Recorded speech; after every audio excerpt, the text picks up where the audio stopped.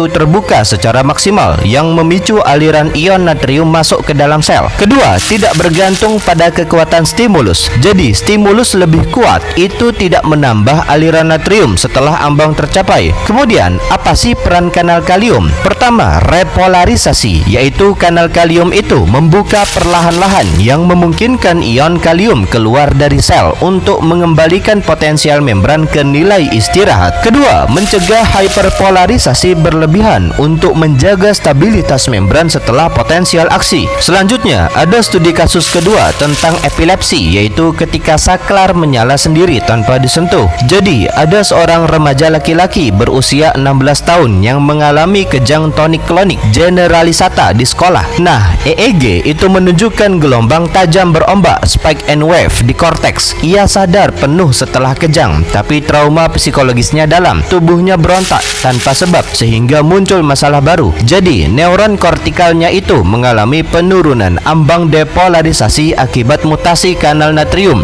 defisit GABA atau ketidakseimbangan ion. Kini fluktuasi fisiologisnya normal seperti pelepasan glutamat spontan. Sudah cukup untuk memicu akson Hillock menembakkan potensial aksi. Hukum tuntas atau gagal tetap berlaku, tetapi ambangnya terlalu rendah. Semua gangguan jadi sinyal penting. Hasilnya aktivasi neuronal masif, sinkron dan tidak terkendali sehingga berujung kejang. Solusinya apa? Bisa dengan diberikan phenytoin yang menstabilkan membran neuron dengan memperpanjang periode refraktor absolut melalui inaktivasi persisten kanal natrium. Nah, neuron itu tidak bisa menembak berulang terlalu cepat sehingga akson Hillock itu kembali menunggu stimulus yang benar-benar signifikan. Dari studi kasus tersebut, nilai tambah dan insight-nya kita semakin luas, teman-teman. Ilmu kita semakin banyak bahwa epilepsi itu bukan pelanggaran hukum tuntas atau gagal, melainkan gangguan pada parameter regulasi ambang dan refraktor. Nah, ini menunjukkan bahwa hukum fisiologis bersifat universal, tetapi konteks regulasinya bisa rusak. Lalu, cara berpikir kita semakin kokoh bahwa alih-alih melihat kejang sebagai kegilaan listrik, pahami sebagai kegagalan sistem penyaring informasi. Nah, otak itu kehilangan kemampuan membedakan penting dan noise, dan keyakinan kita semakin berkualitas bahwa keseimbangan itu bukan ketiadaan aktivitas, tapi kemampuan memilih kapan harus aktif dan kapan harus diam. Ini prinsip yang berlaku di neuron dan juga dalam hidup kita. Pesannya apa? Jadi, kebijaksanaan itu bukan tentang tidak pernah marah, tapi tentang tahu kapan marah pantas dinyalakan.